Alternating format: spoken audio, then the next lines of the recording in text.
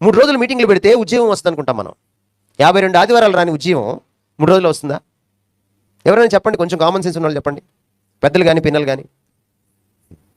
52 ఆదివారాలు చర్చికి వెళ్తే రాని ఉద్యోగం 3 రోజులు మీటింగుల్లో వస్తుందా? 40 రోజులు లెంట్లో వస్తుందా? రాదు. ఉద్యోగం ఎప్పుడు వస్తుందంటే ఇది బ్రతికించేది, ఇది లోపలికి వెళ్ళాలి. మాస్టర్ గారు చెప్తారు కదా ఇక్కడ ఆదివారం వాక్య ప్రబోధం చేస్తారు కదా, అది ఎక్కడికి వెళ్ళాలి? లోపలికి వెళ్ళాలి. అది మాంసం కొట్టు దగ్గర మర్చిపోతావు కదా దారిలో. ఎందుకు వస్తుంది నీకు ఉద్యోగం? నీకు పలావ్ అంటే ఉద్యోగం వస్తుంది, నీకు పీతల కూర అంటే ఉద్యోగం వస్తుంది,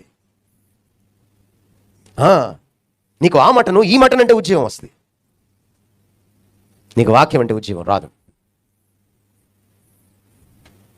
ఉద్యోగం మీటింగ్లను బట్టి ప్రోగ్రాంలను బట్టి రాదు.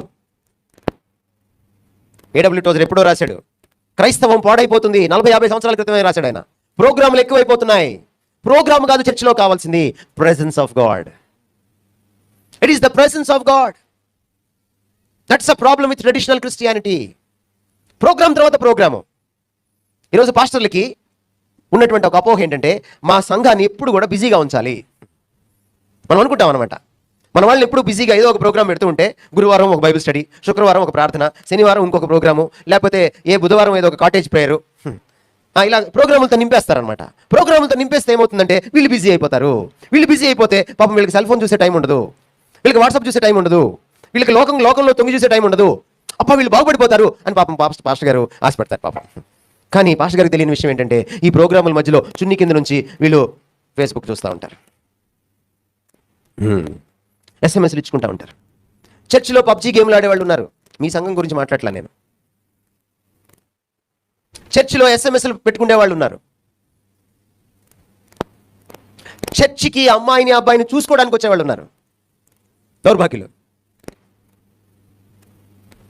పెళ్లి చూపుల కోసం చర్చికి వచ్చేవాళ్ళు ఉన్నారు. ఎందుకు చాలా మంది అమ్మాయిలు చర్చిలకి చాలా ముస్తాబై వస్తారు? ఎందుకంటే అది పెళ్లి చూపుల platform. You have made the church the spiritual hub into a social club. Is it not sin? ఇది పాపం కాదా? What for we come to the church? ఒక ఆయన అన్నాడు, క్రైస్తవులు రారు చర్చికి, వాళ్ళ నగలు బట్టలే వస్తాయి అన్నాడు. ఎంత సత్యం! రేపు ఈస్టర్ అప్పుడు చూడాలి మిమ్మల్ని, రేపు క్రిస్మస్ అప్పుడు చూడాలి మిమ్మల్ని. ఇప్పుడు కాదు, అసలు చర్చిలో కాదు, మీరు వేరే పెళ్ళిళ్ళకి వెళ్తారే అప్పుడు మీ వెనక ఒక వీడియో వేసుకొని రావాలి. అసలు ఇక్కడ ఎంత బోసిగుంటారో అక్కడ ఉంటుంది. అబ్బాయిలతో సహా బయట కడియాలు,